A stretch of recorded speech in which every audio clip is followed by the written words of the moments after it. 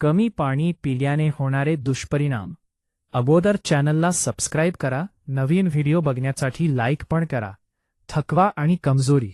शरीरात पाण्याचे प्रमाण कमी झाल्यास रक्ताभिसरण मंदावते, ज्यामुळे लवकर थकवा जाणवतो आणि अंगात आळस वाढतो. त्वचेचे विकार. त्वचा कोरडी पडणे, सुरकुत्या पडणे, त्वचेवर खाज सुटणे किंवा त्वचा निर्जीव दिसणे असे प्रकार घडतात. पचनाच्या समस्या. बद्धकोष्ठता, कॉन्स्टिपेशन, पोट साफ न होणे, पोट जड होणे किंवा आम्लपित्त ॲसिडिटी वाढणे असे त्रास सुरू होतात.